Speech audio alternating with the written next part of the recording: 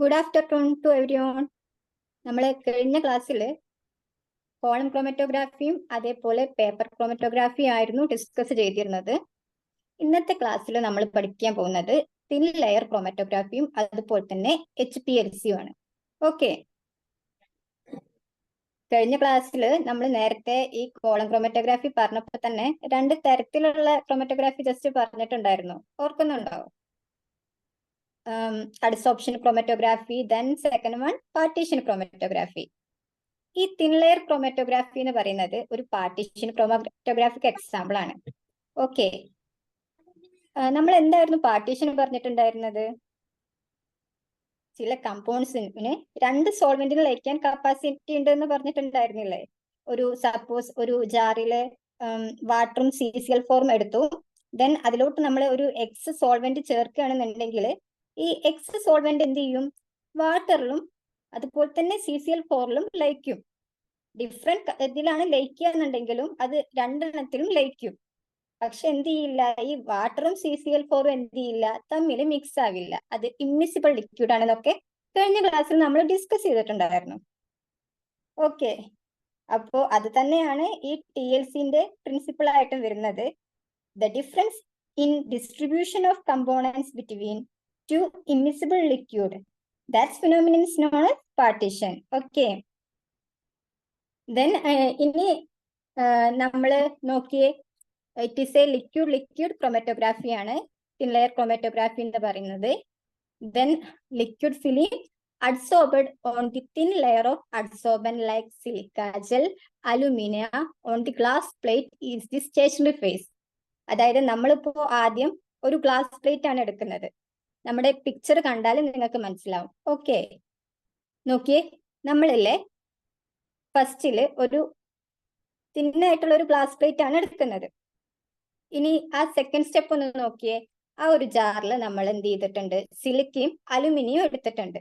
എന്നിട്ട് അതിലോട്ടൊരു solvent, suppose നമുക്ക് example പറയുകയാണെന്നുണ്ടെങ്കിൽ ഒരു വാട്ടർ ആയിക്കോട്ടെ, വാട്ടർ ആഡ് ചെയ്തിട്ട് സ്ലറി ആക്കിയിട്ട് മാറ്റിയാണ് അത്. ഈ സ്ലറിയിലോട്ട് എന്ത് ചെയ്യാണ്? നമ്മൾ ഈ ഗ്ലാസ് പ്ലേറ്റ് എന്ത് ചെയ്യാണ്? മുക്കുകയാണ്. മുക്കി കഴിഞ്ഞാൽ എന്ത് ചെയ്യും? സ്ലറിയുടെ മുകളിൽ എന്ത് ചെയ്യും? അതിന്റെ ഒരു കോട്ടിങ് ഉണ്ടാവും. അതായത് ഇപ്പോ നമ്മള് അലുമിനിയിലോട്ട് വാട്ടർ ആഡ് ചെയ്തിട്ട് സ്ലറി ആക്കി മാറ്റി. അപ്പോ അതിന്റെ മുകളിൽ എന്ത് ചെയ്തിരിക്കും? ഈ സ്ലറിയുടെ ഒരു കോട്ടിങ് ഉണ്ടായിരിക്കും. ദെൻ അപ്പൊ ഈ മാറ്ററിൽ നമ്മൾ എടുത്ത എന്താണ്? അലുമിനിയം ആണ് സ്റ്റേഷനറി ഫേസ് ആയിട്ട് വരുന്നത്. അല്ലെങ്കിൽ നമ്മൾ സ്ലറി ആക്കി മാറ്റിയ ഏതാണോ സോൾവെന്റ്, ആ സോൾവെന്റ് ആണ് എന്ത് ചെയ്യുന്നത്? സ്റ്റേഷനറി ഫേസ് ആയിട്ട് വരുന്നത്. ദെൻ നമ്മൾ പറഞ്ഞു it is A liquid chromatography.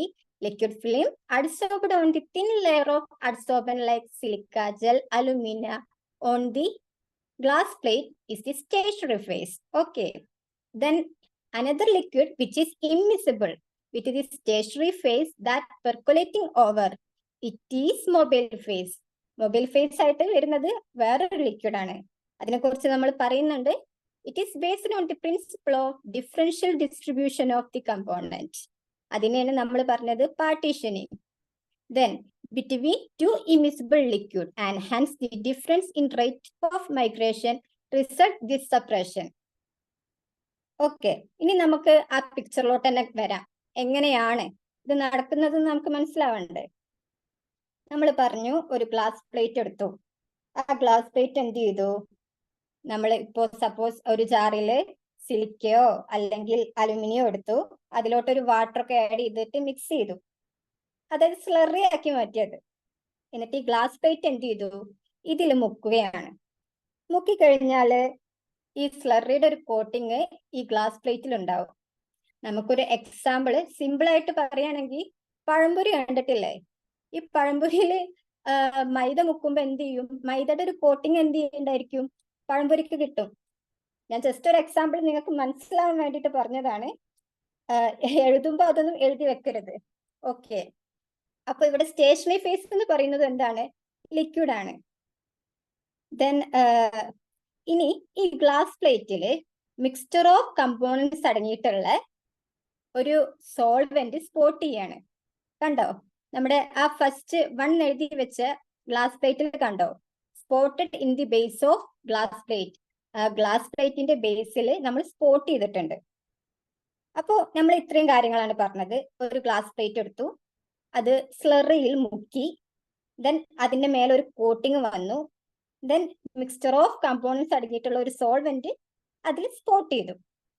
എന്നിട്ട് ഇനി നമ്മൾ പ്രൊസീജിയറിലോട്ട് വരികയാണ്. നോക്കിയേ, എന്നിട്ട് നമ്മളൊരു ടാങ്ക് എടുത്തിട്ടുണ്ട്. Excuse me, hello.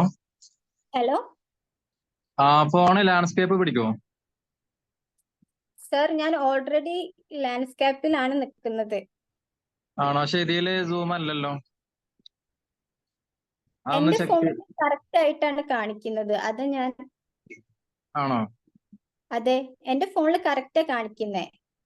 ഓ, ഇതില് എന്തോ. എന്നാ കണ്ടിന്യൂ ചെയ്തോളൂ. ഇതിൽ അങ്ങനെ കാണുന്നില്ല, അതുകൊണ്ട് ചോദിച്ചു.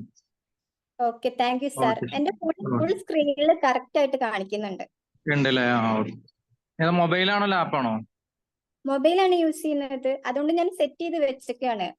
ഓക്കെ ഓക്കെ, എന്നാ ഓക്കെ നോ പ്രോബ്ലം. ശരി. Okay, thank you sir. Then നമ്മളിപ്പോ എന്താ പറഞ്ഞെന്ന് വെച്ചാല്, നമ്മളിപ്പോ സപ്പോസ് ഒരു ടാങ്ക് എടുത്തു. ഇനി ഈ ടാങ്കിൽ എന്താണ്, നമ്മള് ഒരു സോൾവെന്റ് എടുത്തിട്ടുണ്ട്. നോക്കിയേ, ആ ഡയഗ്രാമിൽ ഒരു ബി എന്ന് പറഞ്ഞിട്ട് അടയാളപ്പെടുത്തിയിട്ടുണ്ട്. ആ ഒരു ടാങ്കിൽ നമ്മൾ ബി പറഞ്ഞ ഒരു സോൾവെന്റ് എടുത്തിട്ടുണ്ട്. ആ സോൾവെന്റ് ആണ് മൊബൈൽ ഫേസ് ആയിട്ട് നമ്മൾ എടുക്കുന്നത്. ഇനി ഈ ഗ്ലാസ് പ്ലേറ്റ് എന്ത് ചെയ്തിട്ടുണ്ട്, അതിൽ ചെരിച്ച് വെച്ചിട്ടുണ്ട് അല്ലേ? എന്നിട്ടൊരു ലിഡ് കൊണ്ട് എന്ത് ചെയ്തിട്ടാണ് ഇതിന്റെ മുകളിൽ അടച്ചു വെച്ചിട്ടുണ്ട്. അപ്പോ ഇനി ഈ ടാങ്കിന്റെ ഉള്ളിൽ എന്തൊക്കെ പ്രൊസീജിയർ ആണ് നടക്കുന്നത് നോക്കാം. നമ്മുടെ ഈ ടാങ്കിലുള്ള സോൾവെന്റ്, അതായത് ഈ മൊബൈൽ ഫേസിനില്ലേ, മുകളിലോട്ട് പോവാൻ എന്ത് ചെയ്യുന്നുണ്ട്, ടെൻഡൻസി ഉണ്ട്. അതിനെയാണ് നമ്മൾ എന്ത് പറയുന്നത്, കാപ്പിലറി റൈസ്. നമ്മൾ നേരത്തെ പഠിച്ച ഒരു കാര്യമാണിത്. ഓക്കെ, നിങ്ങൾക്ക് ഓർമ്മയുണ്ടാവും. ഇനി ഈ കാപ്പിലറി റൈസ് വഴി നമ്മൾ ഈ സോൾവെന്റ് മുകളിലോട്ട് പോകുന്നുണ്ട്. ഈ മൊബൈൽ ഫേസ് ഇങ്ങനെ മുകളിലോട്ട് പോകുന്നതിന്റെ കൂടെ എന്ത് ചെയ്യും, നമ്മളെ ഈ മിക്സ്ചർ ഓഫ് കമ്പോണൻസ് അതിൽ കോട്ട് ചെയ്തിട്ടില്ലേ, അതിൽ ആ കമ്പോണൻസും കൂടി എന്ത് ചെയ്യും, മുകളിലോട്ട് പോകും. ഓക്കെ, ദെൻ ഓൾറെഡി ഇപ്പൊ നമ്മൾ ഗ്ലാസ് പ്ലേറ്റിന്റെ മുകളിൽ നമ്മൾ പറഞ്ഞായിരുന്നു സ്റ്റേഷനറി ഫേസിന്റെ ഒരു കോട്ടിങ് ഉണ്ട് എന്നുള്ളത്. അപ്പൊ ആ സോൾവെന്റിന്റെ മുകൾ കൂടെ അല്ലേ ഈ മൊബൈൽ ഫേസ് മൂവ് ചെയ്യുന്നത്. അപ്പോ ഈ മൊബൈൽ ഫേസ് മൂവ് ചെയ്യുന്നതിന്റെ കൂടെ എന്ത് ചെയ്യും, ഈ മിക്സ്ചർ ഓഫ് കമ്പോണൻസ് അടങ്ങിയ കമ്പോണൻസുകളില്ലേ, ഈ കമ്പോണൻസ് എന്ത് ചെയ്യും, മൂവ് ചെയ്യും. പക്ഷെ നമുക്കറിയാം ഓരോ കമ്പോണൻസിനും എന്താണ്, ഡിഫറെന്റ് കപ്പാസിറ്റി ആണുള്ളത്. അപ്പോൾ ഇത് മൂവ് ചെയ്ത ശേഷം ഇപ്പൊ നോക്കിയേ, ഞാൻ ഇതിൽ കളേഴ്സ് ഒന്നും കൊടുത്തിട്ടില്ല. നമ്മളെ കഴിഞ്ഞ കോളം ക്രോമറ്റോഗ്രാഫിയിലൊക്കെ ഞാൻ കളേഴ്സ് ഒക്കെ ഡോട്ട് ചെയ്ത് നിങ്ങൾക്ക് മനസ്സിലാവുന്ന രീതിയിലായിരുന്നു. ഇതിൽ ഇനി കളേഴ്സ് ഇല്ലാത്ത ഒരു ഇതാണ് കിട്ടുന്നത് എന്നുണ്ടെങ്കിൽ, റിസൾട്ടാണ് നമുക്ക് കിട്ടുന്നത് എന്നുണ്ടെങ്കിൽ, നമ്മൾ എന്ത് ചെയ്യും, കളർ സ്യൂട്ടബിൾ ആയിട്ടുള്ള ഈ നിൻഹൈഡ്രിൻ ഏജന്റ് ഒക്കെ ഇല്ലേ, അതുപോലെ സ്യൂട്ടബിൾ ആയിട്ടുള്ള സോൾവെന്റ് യൂസ് ചെയ്തിട്ട് എന്ത് ചെയ്യും, അത് കളേർഡ് ആക്കി മാറ്റും.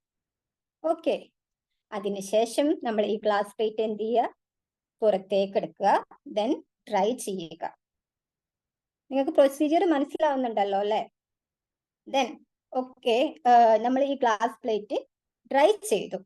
ഇനി ഡ്രൈ ചെയ്തതിന് ശേഷം എന്ത് ചെയ്യാണ്, അതിന്റെ ആ ലെയർ നമ്മൾ ജസ്റ്റ് ചുരണ്ടി എടുത്തിട്ട് നമ്മൾ ആവശ്യമായിട്ടുള്ള അനാലിസിസുകളൊക്കെ ചെയ്യാണ്. ഓക്കെ, നമ്മൾ ഇതിൽ ശ്രദ്ധിക്കേണ്ട കാര്യം എന്താന്ന് വെച്ചാൽ, നമ്മൾ ഈ സ്ലറിയിൽ ഉള്ള സോൾവെന്റ് ആണ് സ്റ്റേഷനറി ഫേസ് എന്ന് പറയുന്നത്. ദെൻ നമ്മൾ ആ ജാറിൽ എടുക്കുന്നതാണ് മൊബൈൽ ഫേസ് എന്ന് പറയുന്നത്. ഓക്കെ, ആ ബി എന്ന് പറയുന്ന സോൾവെന്റ് രണ്ടും ലിക്വിഡ് ആണ്. ഇതെന്ന് പറഞ്ഞാൽ എന്താണ്, this is A liquid chromatography. അപ്പൊ ഇത്രയേ ഉള്ളൂ. ഓരോ കമ്പോണൻസിനും ഡിഫറെന്റ് കപ്പാസിറ്റി ആയതുകൊണ്ട് തന്നെ അത് ഡിഫറെന്റ് റേറ്റിലായിരിക്കും എന്ത് ചെയ്യുന്നുണ്ടാവുക, നമുക്ക് കിട്ടുക. ഇനി ഇതിലൊരു നെക്സ്റ്റ് സ്റ്റെപ്പ് എന്ന് പറഞ്ഞാല് RF വാല്യൂ കാൽക്കുലേറ്റ് ചെയ്യുക എന്നുള്ളതാണ്. നമ്മൾ കഴിഞ്ഞ ക്ലാസ്സിൽ RF വാല്യൂവിനെ കുറിച്ചിട്ട് ഡിസ്കസ് ചെയ്തിട്ടുണ്ടായിരുന്നു. എങ്ങനെയാണ് RF വാല്യൂ കാൽക്കുലേറ്റ് ചെയ്യുക? Distance travelled by the component from the base line. Base ലൈനിൽ നിന്നും കമ്പോണന്റ് എത്ര ട്രാവൽ ചെയ്തു, divided by distance travelled by the solvent from the base line. Base ലൈനിൽ നിന്നും സോൾവെന്റ് എത്ര ട്രാവൽ ചെയ്തു. ഇങ്ങനെ ഈ ഒരു ഇക്വേഷൻ വെച്ചിട്ടാണ് സാധാരണ നമ്മൾ RF വാല്യൂ എന്ത് ചെയ്യാറ്, കാൽക്കുലേറ്റ് ചെയ്യാറ്. ഓരോ കമ്പോണന്റിനും RF വാല്യൂ എന്ന് പറയുന്നത് ഉണ്ട്. RF വാല്യൂ സാധാരണ ഒന്നിനേക്കാളും കുറവായിരിക്കും. ദെൻ RF വാല്യൂ കിട്ടിക്കഴിഞ്ഞാൽ നമുക്ക് ഏതാണ് കമ്പൗണ്ട് എന്നുള്ളത് എന്ത് ചെയ്യാം, ഐഡന്റിഫൈ ചെയ്യാൻ കഴിയും. ദെൻ അത് തന്നെയാണ് ഈ വർക്കിംഗ് പ്രിൻസിപ്പിൾ ആയിട്ട് ഇതിൽ കൊടുത്തിട്ടുള്ളത്. Slurry of adsorbent like silica, aluminium in a solvent. ഒരു എക്സാമ്പിൾ കൊടുത്തതാണ് എ എന്നുള്ളത്. ഞാൻ ആ പിക്ചറിൽ അങ്ങനെ ആയിരുന്നു കൊടുത്തിരുന്നത്. Okay, is coated uniformly on the glass plate. No, this is known as chromoplate എന്നാണ് കേട്ടോ. Okay, the mixture of components be separated is spotted at the base of chromoplate. ക്രോമോപ്ലേറ്റിന്റെ ബേസിൽ എന്ത് ചെയ്തു, സ്പോട്ട് ചെയ്തിട്ടുണ്ട്. Then it is then placed in a glass tank containing in another solvent, that is mobile phase. നമ്മൾ നേരത്തെ discuss ചെയ്തു. In a standing manner, the tank is closed with a lid. Tank എന്ത് ചെയ്തു, ഒരു lid use ചെയ്തിട്ട് close ചെയ്തു. The solvent in the tank along with the components moves upward due to capillary action. നമ്മൾ പറഞ്ഞു capillary action പ്രകാരം എന്ത് ചെയ്യും, ഈ സോൾവെന്റ് എന്ത് ചെയ്യും, മുകളിലോട്ട് എന്ത് ചെയ്യും, മൂവ് ചെയ്യും. Since the distribution properties of components are different, they moves in different rates. ഓരോ കമ്പോണൻസും ഡിഫറെന്റ് ആണ്. അപ്പോൾ ഡിഫറെന്റ് റേറ്റ്സിലാണ് അത് എന്ത് ചെയ്യുന്നത്, മൂവ് ചെയ്യുന്നത്. Thus the separation of the components takes place. അങ്ങനെ അവിടെ സെപ്പറേഷൻ നടന്നു. Then the plate is taken out and dried. If the components are not colored, they can be colored suitable agent like ninhydrin agent. Ninhydrin agent പോലുള്ള suitable colors use ചെയ്തുകൊണ്ട് നമുക്ക് ആ കമ്പോണൻസിനെ എന്ത് ചെയ്യാം, coloured ആക്കാം. The components are scrapped off and then investigation. നമുക്ക് after അനാലിസിസിനൊക്കെ വേണ്ടിയിട്ട് ആ കമ്പോണൻസിന്റെ എന്ത് ചെയ്യും, സ്ക്രാപ്ഡ് ഓഫ് ചെയ്യും. നേരത്തെ പറഞ്ഞായിരുന്നു ചുരണ്ടി എടുക്കും എന്നുള്ളതാണ് ഉദ്ദേശിച്ചത്. Then RF value is used for the identification of component. നമ്മൾ എന്തിനാ RF value കണ്ടെത്തുന്നത്, ഐഡന്റിഫിക്കേഷൻ ഓഫ് ദി കമ്പോണൻസ്, കമ്പോണൻസിനെ ഐഡന്റിഫൈ ചെയ്യാൻ വേണ്ടിയിട്ടാണ്. Okay, then RF value is equal to distance traveled by the component from the baseline by distance traveled by the solvent from the baseline. Okay, ഇനി നമുക്ക് ഈ RF value എന്തിനൊക്കെയാണ് depend ചെയ്യുന്നതെന്ന് അറിയണ്ടേ. First one nature of solvent, second one quality of the medium, third one temperature, fourth one nature of the components. അപ്പൊ ഈ 4 കാര്യങ്ങളും RF value depend ചെയ്യുന്നുണ്ട്. ഒന്ന് സോൾവെന്റിന്റെ നേച്ചർ, പിന്നെ മീഡിയത്തിന്റെ ക്വാളിറ്റി, ടെമ്പറേച്ചർ, കമ്പോണൻസിന്റെ നേച്ചർ. നമുക്കറിയാം ഓരോ കമ്പോണൻസിനും ഡിഫറെന്റ് നേച്ചേഴ്സ് ആയിരിക്കും അല്ലേ. അതെ, അപ്പോ 1, 2, 3 ആർ ഫിക്സഡ്. അതായത് നേച്ചർ ഓഫ് സോൾവെന്റും അതുപോലെ തന്നെ ക്വാളിറ്റി ഓഫ് ദി മീഡിയവും ടെമ്പറേച്ചറും ഫിക്സഡ് വാല്യൂ ആയിരിക്കും. Then RF value is characteristic value of particular component. ഒരു പെർട്ടിക്കുലർ കമ്പോണന്റിന്റെ ക്യാരക്ടറിസ്റ്റിക് വാല്യൂ ആണ് RF വാല്യൂയിലൂടെ നമുക്ക് എന്ത് ചെയ്യുന്നത്, കിട്ടുന്നത്. ഓക്കെ, അപ്പൊ ഇത് ക്ലിയർ ആയോ?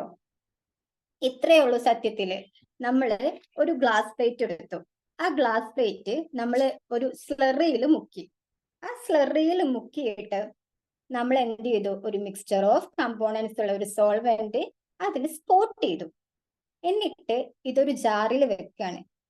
ആ ജാറിൽ എന്തുണ്ട്, വേറൊരു സോൾവെന്റ് ഉണ്ട്. ആ സോൾവെന്റിനെയാണ് നമ്മൾ പറയുന്നത് മൊബൈൽ ഫേസ്.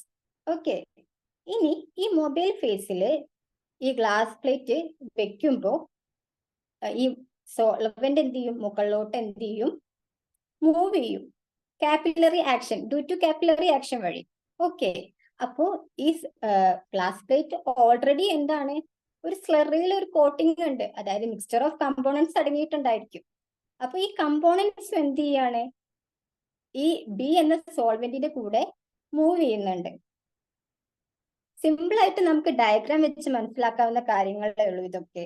നമ്മൾ ഈ പിക്ചേഴ്സ് മനസ്സിൽ കണ്ടിട്ട് വേണം ഓരോ കാര്യങ്ങളും മനസ്സിലാക്കാൻ. അപ്പൊ അത് പെട്ടെന്ന് തന്നെ നമുക്ക് എന്ത് ചെയ്യും, തലയിൽ കയറും. ഓക്കെ, ദെൻ ഇതിന്റെ ഒരു ആപ്ലിക്കേഷൻസ് എന്ന് പറഞ്ഞാല് it is used for identification of drugs and alkaloid present in the plant. Okay, അതായത് ഡ്രഗ്സിന്റെ ആൽക്കലോയിഡ് പ്രസൻസിനൊക്കെ ഐഡന്റിഫിക്കേഷന് വേണ്ടിയിട്ടൊക്കെ ഇത് എന്ത് ചെയ്യുന്നുണ്ട്, യൂസ് ചെയ്യുന്നുണ്ട്. Second one, detection of components in the chemicals. കമ്പോണൻസിനെ ഡിറ്റക്ട് ചെയ്യാൻ വേണ്ടിയിട്ട് ഇത് യൂസ് ചെയ്യുന്നുണ്ട്. Third one, used in biochemical separation. Biochemical സെപ്പറേഷനും ഇതെന്ത് ചെയ്യുന്നുണ്ട്, യൂസ് ചെയ്യുന്നുണ്ട്. Then fourth one, analysis of complex organic mixture. Complex organic മിക്സ്ചറിന്റെ അനാലിസിസിന് വേണ്ടിയിട്ട് എന്ത് ചെയ്യുന്നുണ്ട്, ഇത് യൂസ് ചെയ്യുന്നുണ്ട്. ഓക്കെ, അപ്പോ സപ്പോസ് നമുക്ക് ചിലപ്പോ ഞാൻ നേരത്തെ ക്ലാസ്സിൽ പറഞ്ഞിട്ടുണ്ടായിരുന്നു, ഈ തിയറിന്ന് മാത്രമേ ക്വസ്റ്റ്യൻ വരുള്ളൂ എന്നൊന്നും നമുക്ക് പറയാൻ കഴിയില്ല. മേ ബി ചിലപ്പോൾ എന്ത് ചെയ്യും, അപ്ലിക്കേഷൻ ലെവലിലൊക്കെ ക്വസ്റ്റ്യൻസ് വരും. വൺ വേർഡ് ആയിട്ടൊക്കെ ഇഷ്ടംപോലെ ക്വസ്റ്റ്യൻസ് വരാറുണ്ട്. ഓക്കെ, അപ്പോൾ എല്ലാ കാര്യങ്ങളും നോട്ട് ചെയ്യുക. ഇപ്പൊ തിൻലെയർ ക്രോമറ്റോഗ്രാഫിന്റെ കാര്യത്തിലാണെന്നുണ്ടെങ്കിൽ അതിന്റെ principle, working, stationary phase, mobile phase, അതിന്റെ പ്രൊസീജിയർ, അങ്ങനെ ഓരോ കാര്യങ്ങളും, ക്രോമോപ്ലേറ്റ്, എന്തൊക്കെ നമുക്ക് എന്ത് ചെയ്യാം, ക്വസ്റ്റ്യൻസ് അതിൽ നിന്ന് ഉണ്ടാക്കാം. അതിനനുസരിച്ചൊക്കെ നമുക്ക് എന്ത് ചെയ്യാം, ആൻസേഴ്സ് കണ്ടുപിടിക്കാനും കഴിയും. ഓക്കെ, നെക്സ്റ്റ് വണ് നമ്മൾ ഡിസ്കസ് ചെയ്യാൻ പോകുന്നത് ഹൈ പ്രഷർ ലിക്വിഡ് ക്രോമറ്റോഗ്രാഫി. നിങ്ങൾ കേട്ടിട്ടുണ്ടാവും, HPLC, most widely used separation ടെക്നിക്കാണ്. നമ്മൾ ഈ HPLCനെ ഹൈ പെർഫോമൻസ് ലിക്വിഡ് ക്രോമറ്റോഗ്രാഫി എന്നും പറയാറുണ്ട്. ഓക്കെ, ഇതൊരു ലിക്വിഡ് ക്രോമറ്റോഗ്രാഫി ആണ് എന്ന് പറയാം. നമ്മൾ സാധാരണ നമ്മളെ കോളം ക്രോമറ്റോഗ്രാഫിയിൽ നമ്മൾ പരിഗണിക്കുകയാണെന്നുണ്ടെങ്കിൽ നമ്മൾ കണ്ടായിരുന്നു, ഒരു ലോങ് ഗ്ലാസ് ട്യൂബാണ് അതിൽ എടുത്തിട്ടുള്ളത്. അതിൽ നിറയെ പാർട്ടിക്കിൾസ് ഒക്കെ നിറച്ചിട്ടുണ്ടായിരുന്നു. ആ പാർട്ടിക്കിൾസിന് നമ്മൾ സ്റ്റേഷനറി ഫേസ് ആയിട്ടായിരുന്നു എടുത്തിട്ടുണ്ടായിരുന്നത്. എക്സാമ്പിള് സിലിക്ക ഓർ അലുമിനിയം ഒക്കെ ആയിരുന്നു. അതിലോട്ട് നമ്മൾ എന്ത് ചെയ്തു, ഒരു മൊബൈൽ ഫേസ് ആഡ് ചെയ്തു. സ്വാഭാവികമായിട്ട് എന്ത് ചെയ്യും, മൊബൈൽ ഫേസ് എന്ത് ചെയ്യും, താഴത്തോട്ട് എന്ത് ചെയ്യും, ഊർന്നിറങ്ങും. നമ്മൾ അവിടെ പഠിച്ചത് ഈ മൊബൈൽ ഫേസ് ഊർന്നിറങ്ങാൻ കാരണം ഗ്രാവിറ്റി, അതായത് ഗ്രാവിറ്റേഷണൽ ഫോഴ്സ് ആണ് എന്നുള്ളതായിരുന്നു. എന്നാൽ നമ്മുടെ HPLCന്റെ കാര്യത്തിൽ ഗ്രാവിറ്റേഷണൽ ഫോഴ്സ് കാരണമല്ല മൊബൈൽ ഫേസ് മൂവ് ചെയ്യുന്നത്. മറിച്ച് മൊബൈൽ ഫേസ് മൂവ് ചെയ്യുന്നത് അവിടെ നമ്മൾ കൊടുക്കുന്ന ഹൈ പ്രഷർ ഉള്ളതുകൊണ്ടാണ് മൊബൈൽ ഫേസ് എന്ത് ചെയ്യുന്നത്, മൂവ് ചെയ്യുന്നത്. അത് മാത്രമാണ് ഈ HPLCയും അതുപോലെ തന്നെ ഈ ലിക്വിഡ് ക്രോമറ്റോഗ്രാഫി തമ്മിലുള്ള ഒരു ഡിഫറൻസ് എന്ന് പറയുന്നത്. ഓക്കെ, അപ്പൊ ഇത്രയേ ഉള്ളൂ ഹൈ പ്രഷർ ലിക്വിഡ് ക്രോമറ്റോഗ്രാഫി അല്ലെങ്കിൽ ഹൈ പെർഫോമൻസ് ലിക്വിഡ് ക്രോമറ്റോഗ്രാഫി എന്ന് പറഞ്ഞാൽ മോസ്റ്റ് വൈഡ്ലി യൂസ്ഡ് സെപ്പറേഷൻ ടെക്നിക്കാണ്. Both liquid chromatography and high pressure liquid chromatography have the same principle, but the speed, efficiency, sensitivity and the case of operation is higher for HPLC. HPLC-നെ അപേക്ഷിച്ച് നോക്കുമ്പോൾ HPLC-ക്ക് നോക്കുമ്പോൾ HPLC-ന്റെ operation നോക്കുകയാണെങ്കിൽ അതിന്റെ sensitivity, efficiency, speed ഒക്കെ എന്താണ്, high ആണ്. Okay, then here instead of flowing the solvent through the column under gravity, നമ്മൾ പറഞ്ഞു ഗ്രാവിറ്റേഷണൽ ഫോഴ്സിലല്ല, മറിച്ച് ഇവിടെ എന്താണ്, ഒരു പ്രഷർ അപ്ലൈ ചെയ്യാണെന്നുള്ളത്. The solvent is forced through the column under a high pressure of 400 atm. Then 400 atm high pressure apply ചെയ്തുകൊണ്ടാണ് ഇവിടെ എന്ത് ചെയ്യുന്നത്, മൊബൈൽ ഫേസ് മൂവ് ചെയ്യുന്നത്. ഇനി നമുക്ക് പിക്ചറിലോട്ട് വരാം. ഈ പിക്ചർ വെച്ചിട്ടാണ് ഇനി നമ്മൾ എന്ത് ചെയ്യുന്നത്, HPLCന്റെ വർക്കിംഗ് പ്രിൻസിപ്പിളും പ്രൊസീജിയറും ഒക്കെ പറയാൻ പോകുന്നത്. അതുകൊണ്ട് നമ്മൾ ഈ പിക്ചർ നന്നായിട്ട് ശ്രദ്ധിക്കാം. നോക്കി, ഇതിൽ എന്തെല്ലാം പാർട്സുകൾ ഉണ്ട്, സോൾവെന്റ് സിസ്റ്റം, പമ്പ്, അതുപോലെ മേലെ സിറിഞ്ച് എന്ന് പറയുന്നത് ഇഞ്ചക്ടർ ആണ് കേട്ടോ. ദെൻ ഒരു ചാമ്പർ ഉണ്ട് ഇഞ്ചക്ടർ കുത്തിവെക്കുന്നത്. Then guard column, HPLC column, ഡിറ്റക്ടറിന്റെ മേലെ കാണുന്നത് കമ്പ്യൂട്ടർ ആണ്. ദെൻ വേസ്റ്റ് എന്ന് പറഞ്ഞാൽ കമ്പോണന്റുകളെ കിട്ടാൻ വേണ്ടിയിട്ടുള്ളതാണ് കേട്ടോ. ദെൻ നമ്മൾ ഫസ്റ്റിൽ പറയുന്നത്, നമ്മൾ ഈ സോൾവെന്റ് സിസ്റ്റത്തിൽ ഒരു സോൾവെന്റ് എടുത്തു. ഇവിടെ നമ്മൾ ഈ പാത്രത്തിൽ എടുക്കുന്നത് മൊബൈൽ ഫേസ് ആണ്. ഓക്കെ, ഇനി ഈ സോൾവെന്റ് ഫേസ്, അതായത് ഈ സോൾവെന്റ് എന്ത് ചെയ്യാണ്, മേലെ കൂടെ എന്ത് ചെയ്യാണ്, മൂവ് ചെയ്തിട്ട് പമ്പിലോട്ട് എത്തും. ഈ പമ്പിലോട്ട് എന്ത് ചെയ്യും, ഈ സോൾവെന്റ് മൂവ് ചെയ്ത് വരും. നമ്മൾ സാധാരണ വീട്ടിലൊക്കെ എന്തിനാ പമ്പ് യൂസ് ചെയ്യുന്നത് കണ്ടിട്ടുണ്ടോ? ഈ മോട്ടോർ പമ്പൊക്കെ എന്തിനു വേണ്ടിയിട്ടാ യൂസ് ചെയ്യുന്നത് അറിയോ? ജസ്റ്റ് ഒന്ന് ആലോചിച്ച് നോക്കിയേ.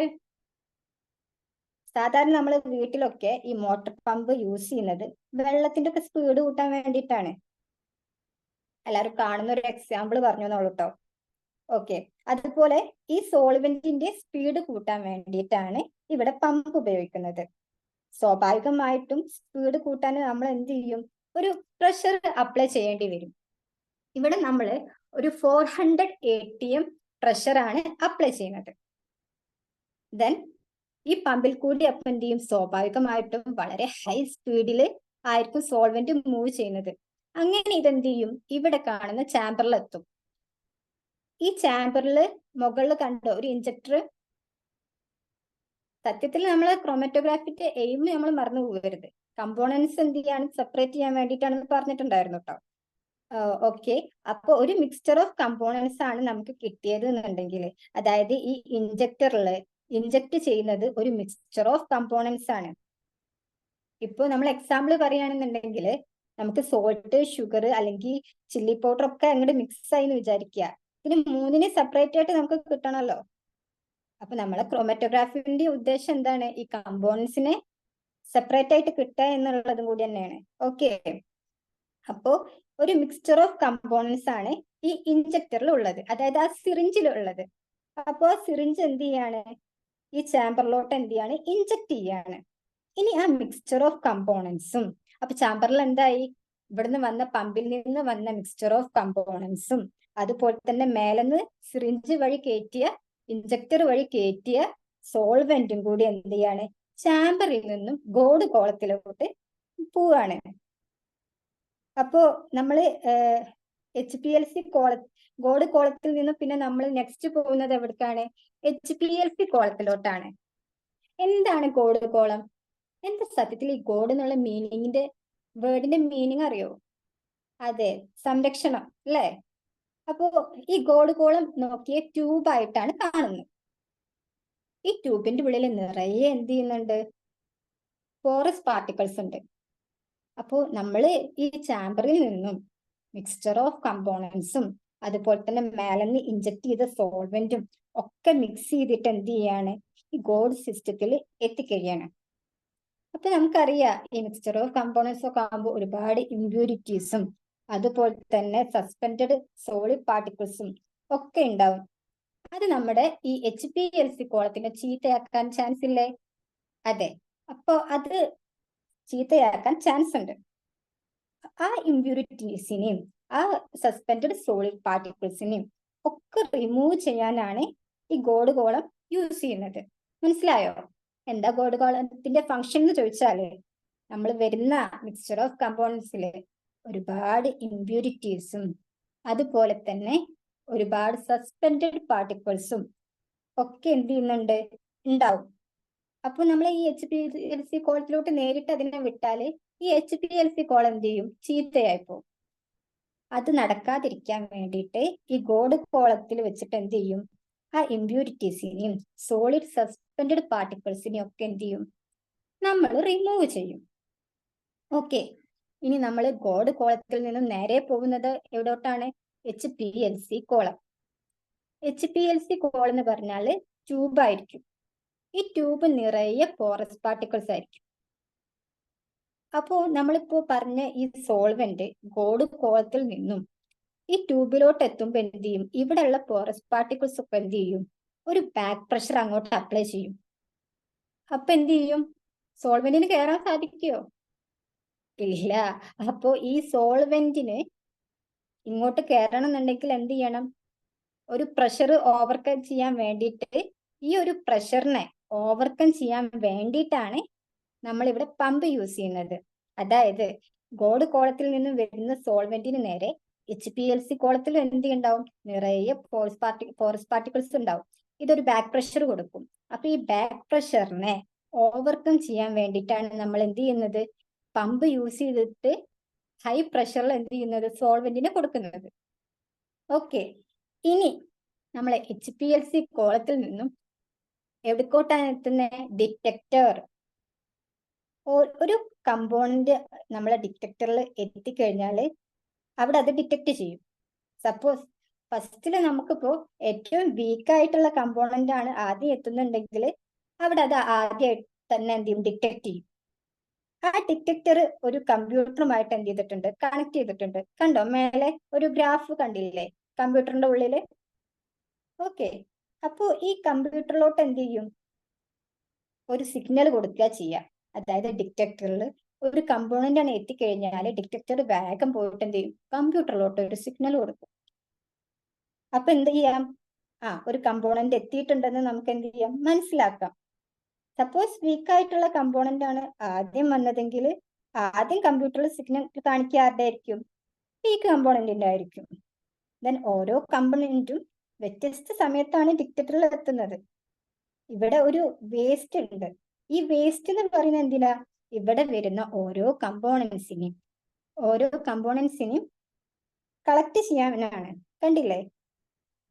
ഓക്കെ, ആ വേസ്റ്റ് ചാമ്പർ അവിടെ വെച്ചിരിക്കുന്നത് എന്തിനാ? ഓരോ കമ്പോണൻസിനെയും കളക്ട് ചെയ്യാൻ വേണ്ടിയിട്ടാണ്. ഇനി നോക്കിയേ, താഴത്തൊരു ഗ്രാഫ് കണ്ടോ? ഈ ഗ്രാഫ് എന്തിനാണ്? നമുക്ക് കമ്പോണൻസ് എത്തി എന്നുള്ള സിഗ്നൽ തന്നതാണ് ഈ ഗ്രാഫ്, അല്ലേ? അപ്പോൾ ആ കമ്പ്യൂട്ടറിലെ സ്ക്രീനിൽ ഒരു ഗ്രാഫ് നമ്മൾ കണ്ടു. ആ ഗ്രാഫാണ് ഞാൻ താഴ്ത്ത് വരച്ചിട്ടുള്ളത് കേട്ടോ. ഓരോ കമ്പോണൻസും എത്തിക്കഴിയുമ്പോൾ ഡിറ്റക്ടറിൽ എന്ത് ചെയ്യും? ഒരു സിഗ്നൽ കൊടുക്കുന്നുണ്ട്. അതൊരു ഗ്രാഫായിട്ടാണ് കമ്പ്യൂട്ടറിൽ കാണിക്കുക. നമ്മൾ ഇപ്പോൾ ആ ചാമ്പറിൽ ഇഞ്ചക്ട് ചെയ്തു. ഈ ഇഞ്ചക്ട് ചെയ്തത് മുതൽ ഡിറ്റക്ടറിൽ എത്തുന്ന വരെ ഉള്ള സമയമാണ് എക്സ് ആക്സിൽ കാണിക്കുന്നത്. ഓക്കെ, അപ്പോ എൻ്റെ ഒരു ഗ്രാഫ് പ്രകാരം ഞാൻ 2 മിനിറ്റ്, 4 മിനിറ്റ്, 6 അങ്ങനെയാണ് കൊടുത്തിട്ടുള്ളത്. ഓക്കെ, അപ്പോ ഓരോ 2 മിനിറ്റും കഴിഞ്ഞാൽ എന്ത് ചെയ്യുന്നുണ്ട്? കറസ്പോണ്ടിങ് ആയിട്ടുള്ള ഓരോ കമ്പോണൻസ് വരുന്നുണ്ട്. അപ്പൊ നിങ്ങൾക്ക് സ്വാഭാവികമായിട്ടും ഡൗട്ട് ഏക്കരം, first thing, third thing component ചെറുതാണല്ലോ, എന്താ സെൻട്രത്തെ കമ്പോണന്റ് കുറച്ച് വലുതായിരിക്കുന്നേ? ഡൗട്ട് തോന്നിയില്ലേ? സ്വാഭാവികമാണ് ഡൗട്ട് തോന്നുന്നുള്ളത്. കാരണം ഇപ്പോ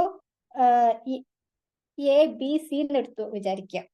സപ്പോസ് നമ്മൾ ഫസ്റ്റിൽ വന്നതും അതുപോലെ തന്നെ ലാസ്റ്റിൽ വന്നതിനും ഇന്റൻസിറ്റി കുറവായിരിക്കും. രണ്ടാമത്തേനോ ഇന്റൻസിറ്റി കൂടുതലായിരിക്കും. അതായത് ഫസ്റ്റ് തീം, തേർഡ് തീം ലോ കോൺസെൻട്രേഷനിലും സെക്കൻഡ് വൺ ഉള്ളത് ഹൈ കോൺസെൻട്രേഷനിലും ആയിരിക്കും.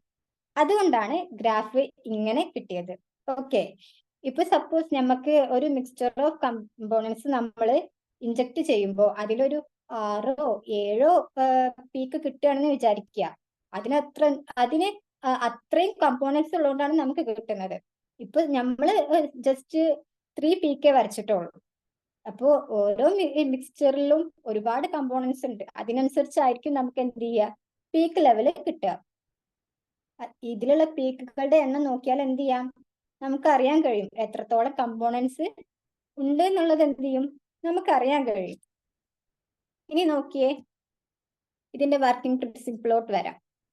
A solvent acts as a mobile phase is forced through the column by applying a high pressure of 400 atm using a pump. Pump ഒരു 400 atm ഹൈ പ്രഷർ അപ്ലൈ ചെയ്തിട്ടാണ് ഇതിലെ mobile phase move ചെയ്യുന്നതെന്ന് നമ്മൾ പറഞ്ഞിട്ടുണ്ടായിരുന്നു. Okay, the sample which is to be analysed to injected to mobile phase using an injector. അപ്പോൾ ഒരു sample ആണ് mobile face ആയിട്ട് ഇൻജക്ടറിലോ എന്നും ഇൻജക്ട് ചെയ്യുന്നത്. Okay, the sample which is to be analysed to injected to mobile phase. ഒരു sample inject ചെയ്യാണ് mobile ഫേസിലോട്ട്. Injector വഴി. അതാണ് സെക്കൻഡ് പോയിന്റിൽ ഉദ്ദേശിച്ചത്. The components are separated from one another by the column packing due to various physical chemical interaction between the molecules of the sample and the packing material. ഒന്നുമല്ല, നമ്മൾ പറഞ്ഞിട്ടുണ്ടായിരുന്നു packing material pack ചെയ്തിട്ടുണ്ടായിരിക്കും.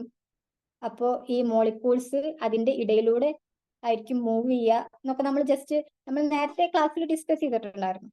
The separated components are detected using a detector. അപ്പോൾ ഈ കമ്പോണൻസിനൊക്കെ detect ചെയ്യാൻ വേണ്ടിയിട്ടാണ് detector use ചെയ്യുന്നത്.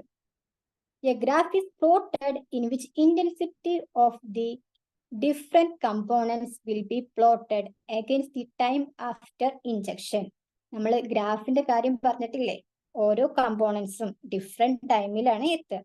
അപ്പോൾ ഓരോ കമ്പോണൻസും എത്തുന്നതിനനുസരിച്ച് എന്ത് ചെയ്യും, ഈ ഡിറ്റക്ടർ എന്ത് ചെയ്യും, കമ്പ്യൂട്ടറിലോട്ട് എന്ത് ചെയ്യും, സിഗ്നൽ പാസ് ചെയ്യും. അപ്പൊ അവിടെ ഗ്രാഫ് എന്ത് ചെയ്യും, പ്ലോട്ട് ചെയ്യും. അതേപോലെ തന്നെ intensity of the different components നമ്മൾ നേരത്തെ ഡിസ്കസ് ചെയ്തപ്പോൾ ആ സെൻട്രലിലുള്ളതിന് ഇന്റൻസിറ്റി കുറച്ച് കൂടുതലാന്ന് പറഞ്ഞിട്ടുണ്ടായിരുന്നു. അപ്പോൾ ഡിഫറെന്റ് കമ്പോണൻസിന്റെ ഇന്റൻസിറ്റി വെച്ചാണ് എന്ത് ചെയ്യുന്നത്, ഈ ഗ്രാഫ് നമുക്ക് കിട്ടുന്നത്. Then the graph is known as chromatogram. നമുക്ക് കിട്ടിയ ഗ്രാഫിനെയാണ് നമ്മൾ ക്രോമറ്റോഗ്രാം എന്ന് പറയുന്നത്. ഓക്കെ, നേരത്തെ പഠിച്ച ക്രോമോപ്ലേറ്റ് മറക്കരുത്. ഈ കിട്ടുന്ന ഗ്രാഫിനെയാണ് നമ്മൾ എന്ത് ചെയ്യുന്നത്, ക്രോമറ്റോഗ്രാം എന്ന് പറഞ്ഞത്. ഓക്കെ, HPLCയിൽ നമുക്ക് ലാസ്റ്റ് കമ്പ്യൂട്ടറിൽ കമ്പോണൻസ് ഒക്കെ കിട്ടി ഡിറ്റക്ട് ചെയ്തിട്ട് കമ്പ്യൂട്ടറിലോട്ട് സിഗ്നൽ പാസ് ചെയ്തിട്ട് നമുക്ക് കിട്ടുന്ന ആ ഗ്രാഫിനെയാണ് ക്രോമറ്റോഗ്രാം എന്ന് പറയുന്നത്. Area under the peak gives the amount of components. Okay. Chromatograms allows the identification and quantification of the components. Chromatogram എന്തിനു വേണ്ടിയിട്ടാണ്, ക്വാണ്ടിഫിക്കേഷൻ ഓഫ് ദി കമ്പോണൻസിനും അതുപോലെ തന്നെ ഐഡന്റിഫിക്കേഷൻ ഓഫ് ദി കമ്പോണൻസിനും വേണ്ടിയിട്ടാണ് ക്രോമറ്റോഗ്രാം നമ്മൾ യൂസ് ചെയ്യുന്നത്. അപ്പൊ ഇത്രയേ ഉള്ളൂ.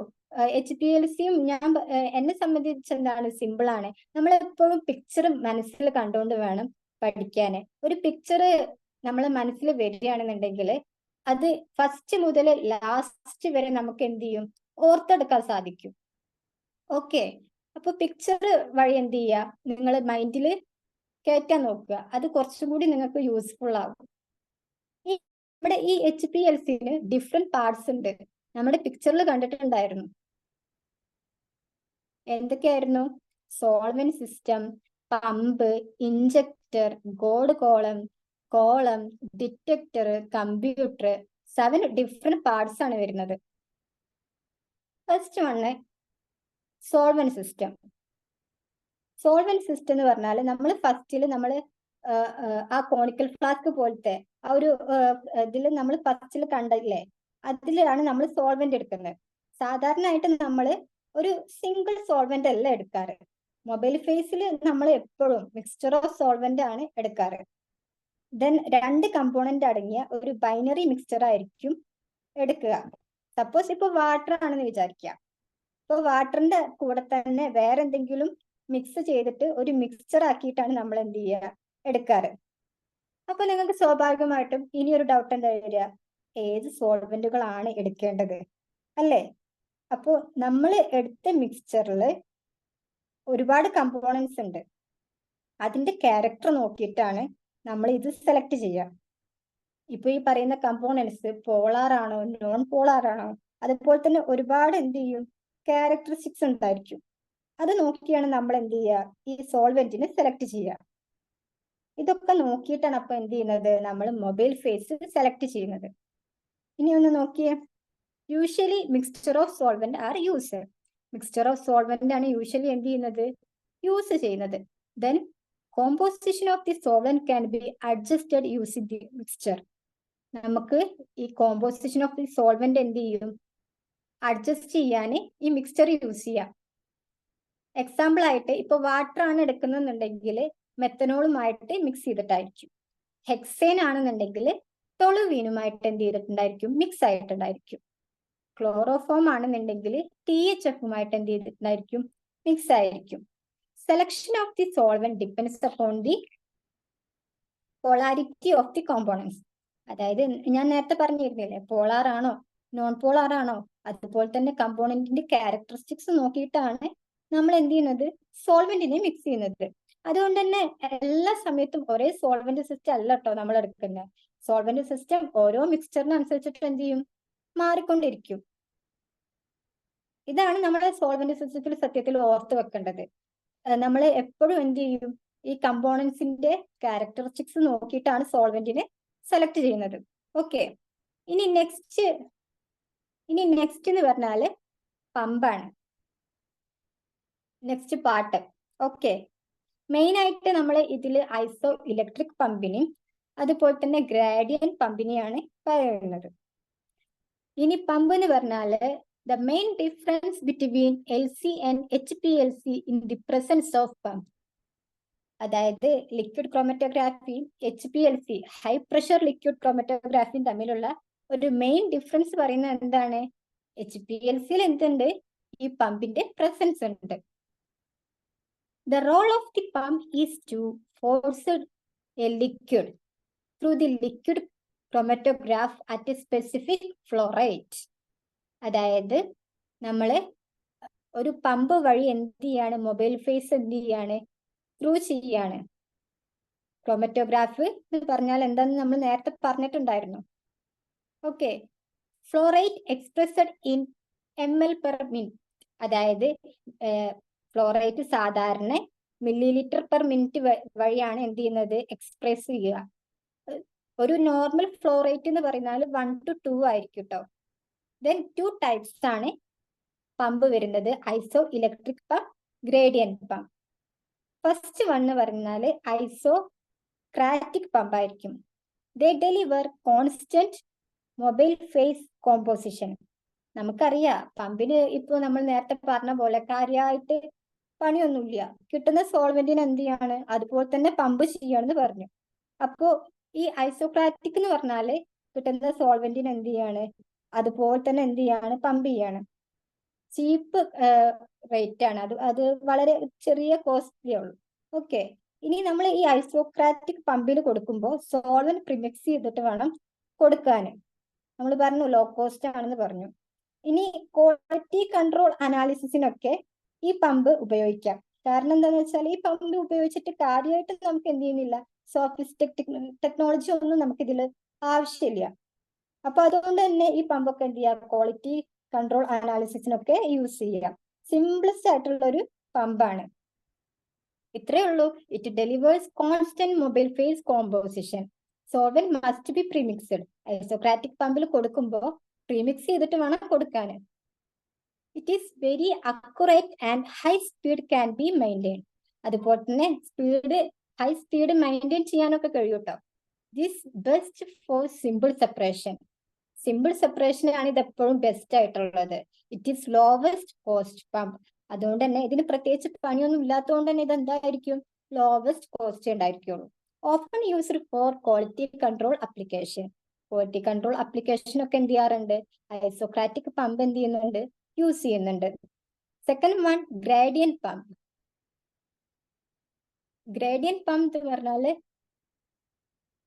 it delivers variable mobile phase composition. It delivers variable mobile phase composition. അതായത് വ്യത്യസ്ത പെർസെൻറ്റേജ് കോമ്പോസിഷൻ ഉള്ള മൊബൈൽ ഫേസുകളാണ് ഇതിൽ കൊടുക്കാൻ പറ്റും. അതായത് ഇപ്പൊ നേരത്തെ നമ്മൾ പറഞ്ഞിട്ടുണ്ടായിരുന്നു പ്രിമിക്സ് ആയിട്ടുള്ള ഇത് മാത്രമേ കൊടുക്കാൻ പറ്റുള്ളൂ എന്ന്. ഇപ്പൊ ഗ്രേഡിയന്റ് പമ്പിന്റെ കാര്യത്തിലാണെന്നുണ്ടെങ്കിൽ വ്യത്യസ്ത പെർസെൻറ്റേജ് കോമ്പോസിഷനുള്ള മൊബൈൽ ഫേസുകൾ കൊടുക്കാൻ പറ്റും. ദെൻ നേരത്തെ നമ്മൾ പ്രിമിക്സ്ഡ് ആയിട്ടുള്ള സോൾവെന്റ് ആണ് കൊടുത്തെന്ന് പറഞ്ഞിട്ടുണ്ടായിരുന്നു. അപ്പോ അങ്ങനെ എന്ത് ചെയ്യാൻ പറ്റൂല, ഗ്രേഡിയന്റ് പമ്പിൽ എടുക്കാനും പറ്റില്ല. ഓക്കെ, ഈ പമ്പ് എന്ന് പറഞ്ഞാൽ കുറച്ചും കൂടി കോസ്റ്റ്ലർ ആണ്. ഒരുപാട് സിസ്റ്റം ഇതിലുണ്ട്. സപ്പോസ് ഇപ്പൊ നമുക്ക് ഈ പമ്പില് ഇത്ര എമൗണ്ട് ആണ് ഈ പമ്പ് പറയുന്നത് എന്നുണ്ടെങ്കിൽ അത്രയും മൊബൈൽ ഫേസ് ആണ്, മിക്സ്ചർ ആണ് ഇവിടെ കിട്ടിയിരിക്കുക. ഓക്കെ, അപ്പൊ ഇത്രയേ ഉള്ളൂ. ഈ പമ്പിൽ നമുക്ക് എന്ത് ചെയ്യാൻ പറ്റും, അഡ്ജസ്റ്റ് ചെയ്യാൻ പറ്റും. ഈ പമ്പ് നമുക്ക് അഡ്ജസ്റ്റ് ചെയ്യാൻ പറ്റും എന്ന വഴി അഡ്ജസ്റ്റ് ചെയ്യുന്നത് വഴി എന്ത് ചെയ്യും, കിട്ടുന്ന സോൾവെന്റിന്റെ മിക്സ്ചറിന്റെ കോമ്പോസിഷൻ എന്ത് ചെയ്യും, മാറിക്കൊണ്ടേയിരിക്കും. അതിനുള്ള ടെക്നോളജി ഒക്കെ എന്ത് ചെയ്യുന്നുണ്ട്, ആ പമ്പിലുണ്ട്. ഇതാണ് ഗ്രേഡിയന്റ് പമ്പ് എന്ന് പറഞ്ഞാൽ. ദെൻ അപ്പൊ എന്താണ് ഗ്രേഡിയന്റ് പമ്പ് എന്ന് പറഞ്ഞു? It delivers variable mobile phase composition. It is costlier pump. ഇതൊരു കോസ്റ്റ്ലിയർ പമ്പാണ്. Then best for analysis of complex sample.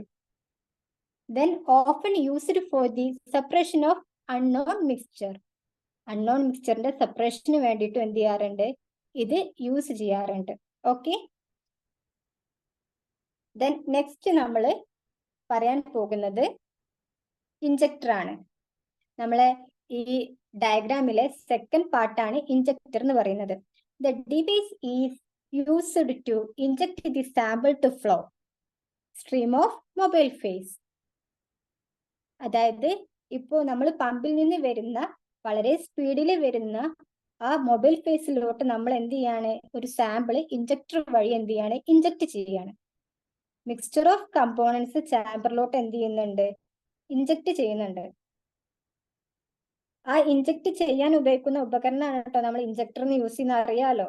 അപ്പോൾ നമ്മൾ എന്ത് ചെയ്യാണ്, ഇഞ്ചക്ടർ വഴി ഒരു മിക്സ്ചർ ഓഫ് കമ്പോണൻസ് അടങ്ങിയ സാമ്പിൾ എന്ത് ചെയ്യാണ്, ഈ മൊബൈൽ ഫേസിലോട്ട് നമ്മൾ ഇഞ്ചക്ട് ചെയ്യാണ്. സാധാരണ ഈ ഇഞ്ചക്ടർ വഴി 5 to 20 ml ഒക്കെയാണ് ഇഞ്ചക്ട് ചെയ്യാറ്. സാധാരണയായിട്ട് 5 to 20 ml വരെയാണ് നമ്മൾ ഇഞ്ചക്ട് ചെയ്യാറ് കേട്ടോ. അപ്പോ മെയിൻ ആയിട്ട് ഈ ഇഞ്ചക്ടറിൽ 2 ടൈപ്പാണ് വരുന്നത്, manual injector, auto sampler. Okay. ഇനി മാനുവൽ ഇഞ്ചക്ടർ എന്താണെന്ന് പറഞ്ഞാൽ വളരെ സിംപിൾസ്റ്റ് ആയിട്ടുള്ള ഒരു ഇഞ്ചക്ടർ ആണ്. അപ്പൊ നമ്മളെ സിറിഞ്ചിന്റെ പ്രോസസ്സ് മാതിരിയാണ്. സപ്പോസ് നമ്മൾ ഒരു പാത്രത്തിൽ മിക്സ്ചർ എടുത്തു, അതിൽ സിറിഞ്ച് യൂസ് ചെയ്തിട്ട് എന്ത് ചെയ്യാണ്, ഇഞ്ചക്ടറിലൂടെ വലിച്ചെടുക്കുകയാണ്, എന്നിട്ട് അത് ഇഞ്ചക്ട് ചെയ്യുക.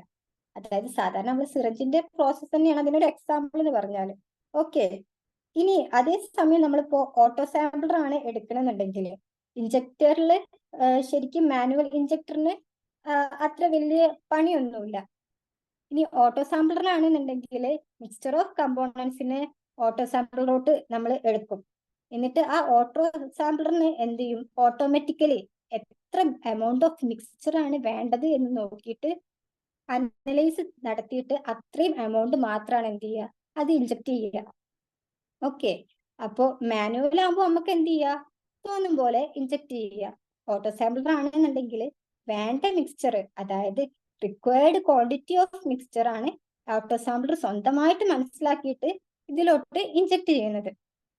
ദെൻ നോക്കിയേ, മാനുവൽ ഇഞ്ചക്ടർ എന്ന് പറഞ്ഞാൽ here the users manually load the sample to the injector using a syringe and the inject the sample to the flow stream of mobile phase. Then second one എന്ന് പറഞ്ഞാൽ auto sampler ആണ്, uses the load vials. അതായത് some vessels ആണ് ഉദ്ദേശിച്ചത് കേട്ടോ. Filled with sample solution into the auto sampler spray auto sampler automatically.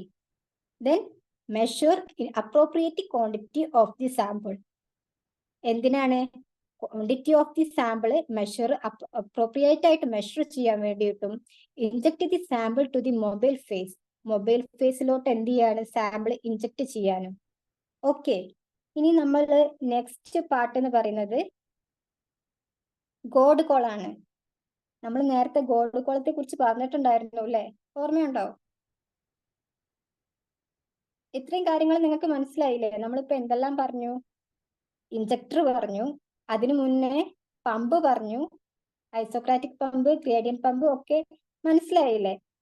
Okay. ഇനി നമുക്ക് next എന്താണ് പറയാനുള്ളത് വെച്ചാൽ ഗോഡ് കോൾ ആണ്. ഗോഡ് കോൾ എന്ന് പറഞ്ഞാൽ നമ്മൾ നേരത്തെ പറഞ്ഞ പോലെ ഒരു ട്യൂബ് ആയിട്ടായിരിക്കും ഉണ്ടായിരിക്കുക.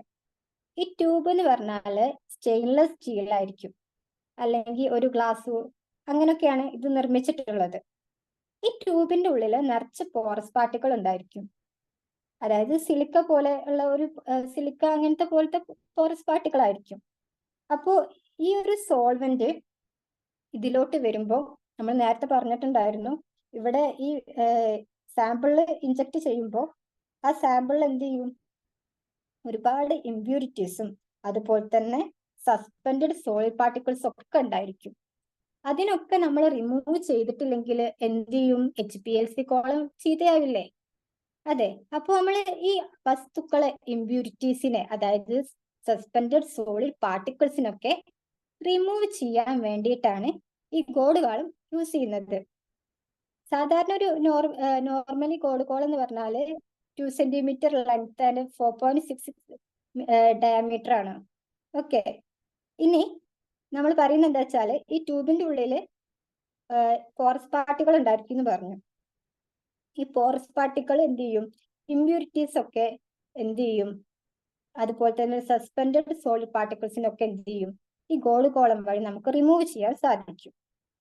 ഇനി ഈ ഗോഡ് കോളത്തിന് ഡിസേബിൾ ആയിട്ടുള്ള 2 ഫ്യൂച്ചേഴ്സ് ആണ് ഉള്ളത്. ഒന്ന്, സെയിം മെറ്റീരിയൽ ആണ് നല്ലത്. നമ്മൾ HPLC കോളത്തിൽ ഏതാണോ എടുക്കുന്നത് അതേ സെയിം മെറ്റീരിയൽസ് തന്നെയാണ് ഗോഡ് കോളത്തിലും ഫില്ല് ചെയ്യാൻ എടുക്കുന്നത് ഏറ്റവും ബെറ്റർ. 2, HPLC കോളത്തിന്റെയും അതുപോലെ തന്നെ ഗോഡ് കോളത്തിന്റെയും ഡയാമീറ്റർ സെയിം ആയിരിക്കുന്നതാണ് ഏറ്റവും നല്ലത്. നമ്മളിപ്പോ ഈ ഗ്യാസ് ക്രോമാറ്റോഗ്രാഫിയില് കോയിലായിട്ടാണ് എടുക്കുന്നത് God column HPLC column. Okay. അപ്പോ കോയിലിന്റെ ഒക്കെ ഡയാമീറ്റർ ഒരുപോലെയാണ് ഏറ്റവും ബെറ്റർ. ഇനി മൂന്നാമത്തെ ഒരു കേസ് എന്ന് പറഞ്ഞാല്, സപ്പോസ് ഇപ്പോ നമ്മൾ ഇൻജക്ടർ വഴി എന്ത് ചെയ്തു? ഇൻജക്ട് ചെയ്തു. അതുപോലെ തന്നെ ഗോഡ് കോളത്തിലെത്തി. ഗോഡ് കോളത്തിൽ നമ്മൾ പറഞ്ഞായിരുന്നു ഇമ്പ്യൂരിറ്റീസും സസ്പെൻഡഡ് സോളിഡ് പാർട്ടിക്കിൾസിനൊക്കെ റിമൂവ് ചെയ്യുന്നുണ്ട്. അപ്പൊ നമുക്ക് ഈ ഗോഡ് കോളത്തിന് അഴിക്കാൻ പറ്റുന്ന ഒരു സാധനം ഉണ്ടാകും. അപ്പോൾ കുറച്ച് ഈ അനാലിസിസിന് ഉപയോഗിച്ച് കഴിഞ്ഞ ശേഷം ഇത് അഴിച്ചു മാറ്റി എടുത്ത് കളയുക. അപ്പോൾ അതിൽ നിറയെ എന്ത് ചെയ്യും? ഇമ്പ്യൂരിറ്റീസും അതുപോലെ തന്നെ സസ്പെൻഡഡ് പാർട്ടിക്കിൾസ് ഒക്കെ ഉണ്ടായിരിക്കും. അത് കംപ്ലീറ്റ് ആയിട്ട് നമ്മൾ ഒഴിവാക്കുക. വീണ്ടും എന്ത് ചെയ്യുക? പാക്കിംഗ് മെറ്റീരിയൽ ഫില്ല് ചെയ്തിട്ട് ഉപയോഗിക്കാൻ കഴിയണം. അതാണ് വേറൊരു ഡിസേബിൾ ഫ്യൂച്ചർ എന്ന് പറഞ്ഞാല്. പക്ഷെ സാധാരണയായിട്ട് നമ്മളിപ്പോ യൂസ് ചെയ്യുക ഡിസ്പോസിബിൾ ഗോഡ് കോൾ ആണ്. അതാണ് ഏറ്റവും പ്രിഫറബിൾ. ഓക്കെ. ഇനി നമുക്ക് ഗോഡ് കോളം നോക്കി നോക്കാം. It is protective column or cartilage inserted between injector and main column. Second one, the function of God column is remove impurities, suspended solids. നമ്മൾ പറഞ്ഞായിരുന്നു ഇമ്പ്യൂരിറ്റീസിനെ remove ചെയ്യാനും അതുപോലെ തന്നെ സോളിഡ് സസ്പെൻഡൻസിനെ റിമൂവ് ചെയ്യാനും വേണ്ടിയിട്ട്. It have 2 centimeter length or 4.6 millimeter diameter. It is packed with particle with the size of 40 micrometer.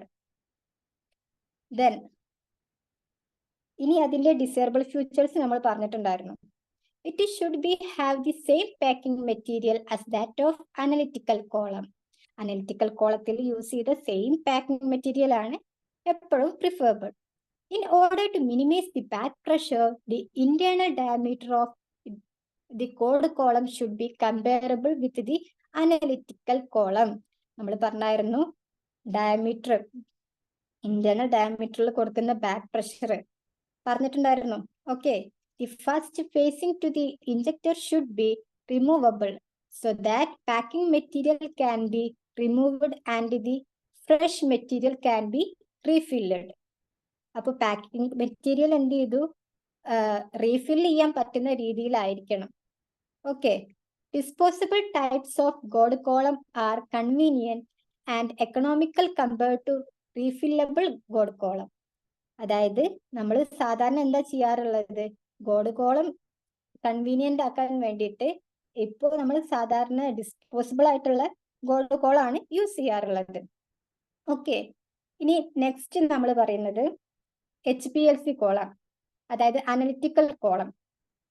ഈ analytical column എന്ന് പറഞ്ഞാൽ ട്യൂബായിട്ടാണ് നമ്മൾ HPLCയിൽ കാണുന്നത്. ഇതൊരു സ്റ്റെയിൻലെസ് സ്റ്റീൽ കൊണ്ടോ അല്ലെങ്കിൽ ഒരു പോളിമർ കൊണ്ടോ ഉണ്ടാക്കിയ ഒരു ട്യൂബാണ്. ഈ ട്യൂബിന്റെ ഉള്ളില് നിറയെ പോറസ് പാർട്ടികൾ എന്ത് ചെയ്തിട്ടുണ്ട്? ഫില്ല് ചെയ്തിട്ടുണ്ട്. അപ്പോൾ സ്വാഭാവികമായിട്ടും നമ്മൾ എന്ത് ചെയ്യും? ഇതിലോട്ടൊരു സോൾവെന്റ് കൊടുക്കുമ്പോൾ ഈ പോറസ് പാർട്ടികൾ എന്ത് ചെയ്യും? ഒരു പ്രഷർ അപ്ലൈ ചെയ്യും. ആ പ്രഷറിനെ എന്ത് ചെയ്യും? ഓവർകം ചെയ്യാൻ വേണ്ടിയിട്ട് ഒരു പമ്പ് ഉപയോഗിച്ചിട്ടാണ് നമ്മൾ ഇതിലോട്ട് എന്ത് ചെയ്യുന്നത്? സോൾവെന്റ് പാസ് ചെയ്യുന്നത്. ഇപ്പോൾ ഡിഫറെന്റ് ടൈപ്സ് ഓഫ് കോളംസ് ഉണ്ട്. നോർമൽ ഫേസ് കോളം ഉണ്ട്, റിവേഴ്സ് ഫേസ് കോളം ഉണ്ട്. നോക്കിയേ, കോളം എന്ന് പറഞ്ഞാൽ it is a heart of the chromatography. ക്രോമറ്റോഗ്രാഫിയുടെ ഹാർട്ട് എന്ന് പറയാം.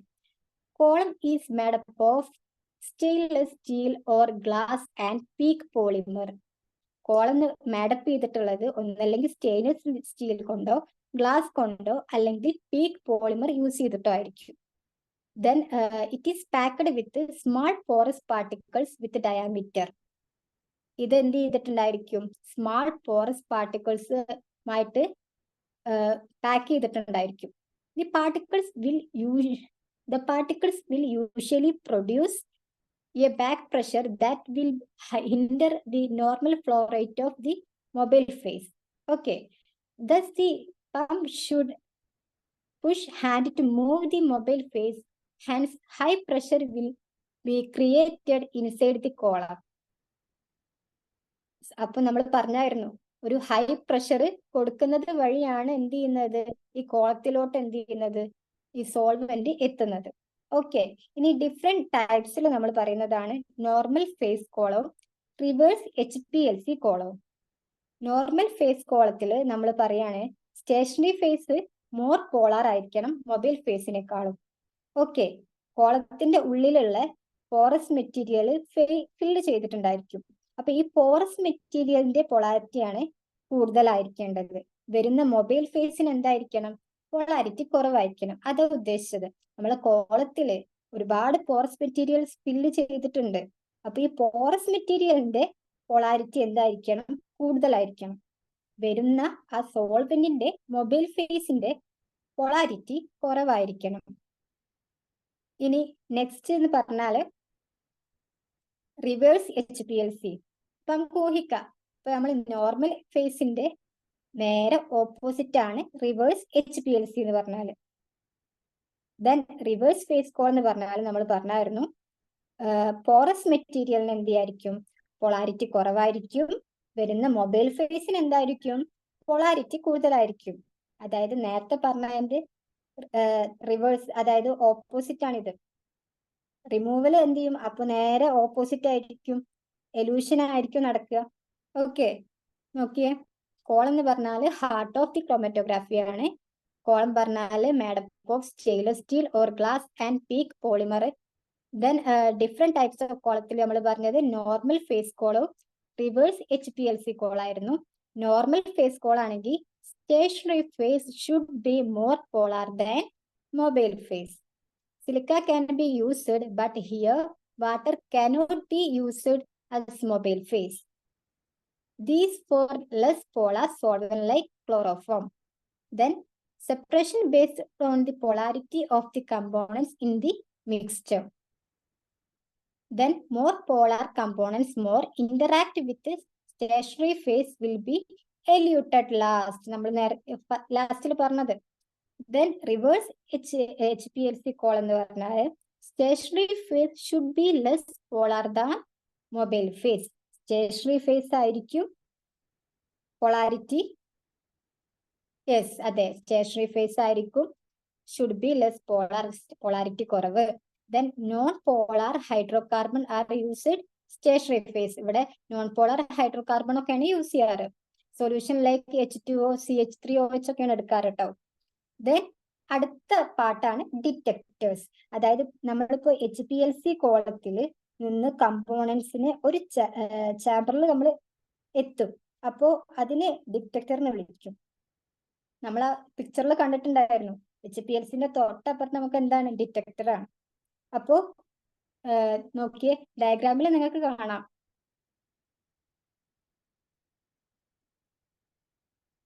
ഈ ഡിറ്റക്ടറിൽ എത്തിക്കഴിഞ്ഞാൽ എന്ത് ചെയ്യും? ഡിറ്റക്ടർ എന്ത് ചെയ്യും? കമ്പോണൻസിനെ ഡിറ്റക്ട് ചെയ്യാൻ തുടങ്ങും. എത്രമാത്രം കമ്പോണൻസ് ഉണ്ട് എന്ന് എന്ത് ചെയ്യാം? ഈ ഡിറ്റക്ടറിൽ നിന്ന് നമുക്ക് മനസ്സിലാക്കാൻ സാധിക്കും. അതാണ് ഈ ഡിറ്റക്ടറിന്റെ ഒരു ഇത്. കാരണം ഓരോ കമ്പോണന്റും വരുന്നതിനനുസരിച്ച് ഡിറ്റക്ട് ചെയ്യും. എന്നിട്ട് എന്ത് ചെയ്യും? ഈ ഡിറ്റക്ടർ എന്ത് ചെയ്യും? കമ്പ്യൂട്ടറിലോട്ട് എന്ത് ചെയ്യും? സിഗ്നൽ കൊടുക്കുകയാണ് ചെയ്യാറ്. മെയിൻലി സ്പെക്ട്രോസ്കോപ്പിക് ഡിറ്റക്ടേഴ്സ് ആണ് നമ്മൾ പറയുന്നത്. അതിൽ തന്നെ UV ഡിറ്റക്ടേഴ്സും മാസ് സ്പെക്ട്രോസ്കോപ്പി ഡിറ്റക്ടറും ഉണ്ട്. എന്താണ് UV detector? Mixture of components ഡിറ്റക്ടറിൽ ഇപ്പോൾ എത്തിക്കഴിഞ്ഞാൽ ഒരു UV ലൈറ്റ് പാസ് ചെയ്യും. അപ്പൊ ഈ കമ്പോണൻസ് എന്ത് ചെയ്യും? ഈ UV ലൈറ്റുമായിട്ട് ഇന്ററാക്ട് ചെയ്യും. എല്ലാ ടൈമിലും ഉള്ള ഇന്ററാക്ഷൻസ് നമുക്കറിയാം ഒരുപോലെ ആവില്ല. കാരണം ഡിഫറെന്റ് കമ്പോണൻസ് ആയതുകൊണ്ട് തന്നെ ഡിഫറെന്റ് ആയിരിക്കും അവരുടെ ക്യാരക്ടറിസ്റ്റിക്സ് ഒക്കെ. അപ്പോൾ ഡിഫറെന്റ് ഇന്ററാക്ഷൻസ് ആയിരിക്കും ഉണ്ടായിരിക്കുക. ആ വ്യത്യാസം മനസ്സിലാക്കിക്കൊണ്ട് നമ്മൾ ഇൻസ്ട്രുമെന്റ് എന്ത് ചെയ്യും? ഈ വസ്തുക്കൾ ആരാണെന്ന് എന്ത് ചെയ്യും? മനസ്സിലാക്കും. അതുപോലെ തന്നെ അത് എത്രമാത്രം ഉണ്ടെന്ന് എന്ത് ചെയ്യും? നമുക്ക് മനസ്സിലാക്കാൻ സാധിക്കും. അതാണ് UV അഡ്സോർപ്ഷൻ എന്ന് പറഞ്ഞാൽ. ഇനി സെക്കൻഡ് വൺ ആണ് മാസ് സ്പെക്ട്രോസ്കോപ്പി. ഇപ്പൊ കമ്പോണൻസ് എത്തിക്കഴിഞ്ഞാല് അതിൽ ഇലക്ട്രോൺസിനെ പതിപ്പിക്കുകയാണ്.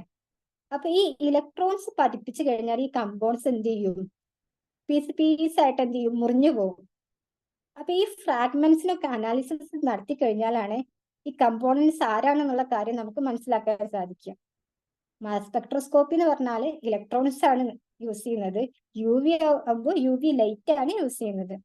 ഓക്കെ, നോക്കിയ detectors can detect the individual components eluted from the column and also measure their amount. അതാണ് നമ്മൾ പറഞ്ഞ രണ്ട് ഡിറ്റക്ടേഴ്സ് പറഞ്ഞു. ഇനി അടുത്തത് നമുക്ക് പറയാനുള്ളത് റിഫ്രാക്റ്റീവ് ഇൻഡെക്സ് ഡിറ്റക്ടേഴ്സ് ആണ്. ഒരു കമ്പോണന്റ് വരുമ്പോൾ സ്വാഭാവികമായിട്ടും ആ സൊല്യൂഷന്റെ റിഫ്രാക്റ്റീവ് ഇൻഡെക്സ് എന്ത് ചെയ്യും? ചേഞ്ച് ആവും. ഇപ്പോ സപ്പോസ് നിങ്ങൾക്കറിയാം വെള്ളത്തിന്റെ റിഫ്രാക്റ്റീവ് ഇൻഡെക്സ് അല്ല ഉപ്പുവെള്ളത്തിന് ഉണ്ടാവുക. ഓരോ കമ്പോണന്റിനും എന്തായിരിക്കും? റിഫ്രാക്റ്റീവ് ഇൻഡെക്സ് ഡിഫറെന്റ് ആയിരിക്കും. അപ്പോൾ ആ റിഫ്രാക്റ്റീവ് ഇൻഡെക്സ് നോക്കിയിട്ടാണ് നമ്മൾ എന്ത് ചെയ്യാറ്? കമ്പോണന്റുകളെ ഡിറ്റക്ട് ചെയ്യാറ്. ഇനി തേർഡ് വൺ ആയിട്ട് പറയുന്നതാണ് കണ്ടക്ടിവിറ്റി ഡിറ്റക്ടേഴ്സ്. നമുക്ക് തന്നിരിക്കുന്ന കമ്പോണൻസ് അയേണുകളാണെന്ന് വിചാരിക്കാം.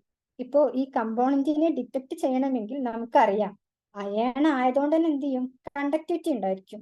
അങ്ങനെ ആവുമ്പോൾ അവിടെ കണ്ടക്ടിവിറ്റി മെഷർ ചെയ്യുക. ഓരോ കമ്പോണന്റിനും ഡിഫറെന്റ് കണ്ടക്ടിവിറ്റി ആണ് ഉണ്ടാവുക. അതുകൊണ്ട് വെച്ച് കമ്പോണന്റ് ഡിറ്റക്ട് ചെയ്യുന്നതാണ്. അതുകൊണ്ടാണ് അവിടെ വെച്ചുകൊണ്ടാണ് എന്ത് ചെയ്യുക? ഈ കമ്പോണൻസ് നമ്മൾ ഡിറ്റക്ട് ചെയ്യുക. അതിനെയാണ് നമ്മൾ കണ്ടക്ടിവിറ്റി ഡിറ്റക്ടേഴ്സ് പറയുക. അതായത് ഇപ്പോ അയോണുകളാണ് നമ്മൾ കമ്പോണൻസ് ആയിട്ട് എടുക്കുന്നുണ്ടെങ്കിൽ എന്ത് ചെയ്യും? ഉറപ്പായിട്ടും കണ്ടക്ടിവിറ്റി ചെയ്യും. അപ്പോൾ കണ്ടക്ടിവിറ്റിനെ മെഷർ ചെയ്യാനാണ് നമ്മൾ എന്ത് ചെയ്യുന്നത്? ഈ കണ്ടക്ടിവിറ്റി ഡിറ്റക്ടേഴ്സ് എന്ത് ചെയ്യുന്നത്? യൂസ് ചെയ്യുന്നത്. ഇനി അടുത്തതാണ് നമ്മൾ പറയുന്നത് ഫ്ലൂറസെന്റ് ഡിറ്റക്ടേഴ്സ്. നമുക്കറിയാം ചില വസ്തുക്കളൊക്കെ ഫ്ലൂറസെന്റ് സ്വഭാവം കാണിക്കാറുണ്ട്. ഉദാഹരണം പറയുകയാണെങ്കിൽ pharmaceuticals, natural products, clinical samples. Okay, ഇതിന്റെയൊക്കെ പ്രത്യേകത ഫ്ലൂറസെന്റ് സ്വഭാവം കാണിക്കുന്നുണ്ട് എന്നുള്ളതാണ്. ഈ നമുക്കറിയാവുന്ന കാര്യങ്ങൾ തന്നെ. അപ്പോൾ ഈ ഫ്ലൂറസെന്റ് സ്വഭാവം കാണിക്കുന്ന വസ്തുക്കളെ ഡിറ്റക്ട് ചെയ്യാനാണ് ഈ ഫ്ലൂറസെന്റ് ഡിറ്റക്ടേഴ്സ് യൂസ് ചെയ്യുന്നത്. ദെൻ ഫോർത്ത് ആണ് നമ്മൾ പറയുന്നതാണ് ഓപ്റ്റിക്കൽ റൊട്ടേഷൻ ഡിറ്റക്ടേഴ്സ്. അതായത് ഒപ്റ്റിക്കലി ആക്റ്റീവ് ആയിട്ടുള്ള, നിങ്ങൾ പഠിച്ചിട്ടുണ്ടാവും ഈ ഡെക്സ്ട്രോ കോമ്പൗണ്ട് ഒക്കെ. അപ്പോൾ ഒപ്റ്റിക്കലി ആക്റ്റീവ് ആയിട്ടുള്ള അത്തരം വസ്തുക്കളെ ഡിറ്റക്ട് ചെയ്യാൻ വേണ്ടിയിട്ടാണ് ഒപ്റ്റിക്കൽ റൊട്ടേഷൻ ഡിറ്റക്ടേഴ്സ് എന്ത് ചെയ്യുന്നത്? യൂസ് ചെയ്യുന്നത്. ദെൻ ലാസ്റ്റത്തെ നമ്മളെ പാട്ടാണ് കമ്പ്യൂട്ടർ എന്ന് പറയുന്നത്. HPLCയിലെ അവസാനത്തെ പാട്ടാണ് ഈ കമ്പ്യൂട്ടർ എന്ന് പറയുന്നത്. ഈ ഫുൾ ഓപ്പറേഷൻസിന്, അതായത് നമ്മൾ ഫസ്റ്റ് മുതലുള്ള solvent system, pumping system, guard column, HPLC column, ഇഞ്ചക്ടറൊക്കെ തുടങ്ങി ഇതിന്റെ ഫുൾ ഓപ്പറേഷൻസും ഈ കമ്പ്യൂട്ടറാണ് നിയന്ത്രിക്കുന്നത്. മാത്രമല്ല ഡിറ്റക്ടറിൽ നിന്നുള്ള വസ്തുക്കളെ ഡിറ്റക്ട് ചെയ്തു എന്നിട്ട് സിഗ്നൽസ് എന്ത് ചെയ്യാണ്? ഈ കമ്പ്യൂട്ടറിൽ പറഞ്ഞയക്കും. അപ്പൊ ഈ കമ്പ്യൂട്ടറിലാണ് നമ്മൾ നേരത്തെ പറഞ്ഞ ഗ്രാഫ് കാണിക്കുന്നത്. ആ ഗ്രാഫ് യൂസ് ചെയ്തിട്ടാണ് നമ്മൾ അവസാനത്തെ അനാലിസിസ് ചെയ്യുന്നത്. ഓക്കെ, അപ്പോ ഇത്രയേ ഉള്ളൂ പാർട്സുകൾ. നമ്മൾ ഏതെല്ലാം പാർട്സുകളാണ് പറഞ്ഞത്? ഓർമ്മ ഉണ്ടോ? ഇത്രയും പറഞ്ഞ കാര്യങ്ങളിൽ വല്ല ഡൗട്ട്സും ഉണ്ടെങ്കിൽ നിങ്ങൾക്ക് ചോദിക്കാം കേട്ടോ. നമ്മൾ ഓരോ പാർട്സിനെയും വിശദീകരിച്ച് പറഞ്ഞത് നിങ്ങൾക്ക് ഒന്നുകൂടെ കൂടുതൽ മനസ്സിലാവാൻ വേണ്ടിയിട്ടാണ്. ഓക്കെ, ഇനി നമുക്ക് ഇതിന്റെ അപ്ലിക്കേഷൻ ആണ് നെക്സ്റ്റ് പറയാനുള്ളത്. നമ്മൾ ഇതുവരെ എന്തെല്ലാം പറഞ്ഞു എന്നുള്ളത് എല്ലാവർക്കും മനസ്സിലായി എന്ന് വിചാരിക്കുന്നു. Next applications. For the separation and analysis of non-volatile and thermally unstable chemical or biological compounds. അതായത് നോൺ വോളറ്റൈൽ ആയിട്ടുള്ള അനാലിസിസിന്റെ വേണ്ടിയിട്ട് എന്ത് ചെയ്യാറുണ്ട്, ഇത് യൂസ് ചെയ്യാറുണ്ട്. ഇപ്പൊ എക്സാമ്പിൾ ആയിട്ട് ഫാർമസ്യൂട്ടിക്കല്, പ്രോട്ടീൻസ്, നാച്ചുറൽ പ്രൊഡക്ട്സ് ഒക്കെ നമ്മൾ പറഞ്ഞു. Then next, by calculating the area under the peak we can quantitative measurement. നമ്മൾ നേരത്തെ കാൽക്കുലേറ്റ് ചെയ്തില്ലേ. Then even very trace components can be detected and separated. Even വളരെ ട്രേസ് കമ്പോണൻസ് ആണെന്നുണ്ടെങ്കിലും HPLC use ചെയ്തിട്ട് നമുക്ക് ഡിറ്റക്ട് ചെയ്യാനും സെപ്പറേറ്റ് ചെയ്യാനും സാധിക്കും. അപ്പോൾ നമ്മൾ HPLC പ്രിൻസിപ്പിൾ പറഞ്ഞു, അതിന്റെ വർക്കിംഗ് പ്രിൻസിപ്പിൾ പ്രൊസീജിയർ പറഞ്ഞു, അതിന്റെ ഓരോ പാർട്സും വ്യക്തമായി ക്ലിയർ ചെയ്ത് പറഞ്ഞു. ഇനി അതിന്റെ അപ്ലിക്കേഷൻസ് നമ്മൾ ലാസ്റ്റിൽ എന്ത് ചെയ്തു, ഡിസ്കസ് ചെയ്തു. ഇതുവരെയുള്ള എല്ലാ കാര്യങ്ങളും നിങ്ങൾക്ക് മനസ്സിലായി എന്ന് വിചാരിക്കുന്നു. എന്തെങ്കിലും ഡൗട്ട്സ് ഉണ്ടെങ്കിൽ നിങ്ങൾക്ക് ക്ലിയർ ചെയ്യാം, എന്നോട് ചോദിക്കാം. ദെൻ ഇനി നമ്മളെ നെക്സ്റ്റ് ക്ലാസ്സിൽ നമ്മൾ എടുക്കാൻ പോകുന്നത് ഗ്യാസ് ക്രോമറ്റോഗ്രാഫിയും അതുപോലെ തന്നെ വേറെ കുറച്ച് മെത്തേഡ്സും ആയിരിക്കും. അപ്പോൾ എല്ലാവർക്കും ക്ലിയർ ആയി എന്ന് വിചാരിക്കണം. Then thank you.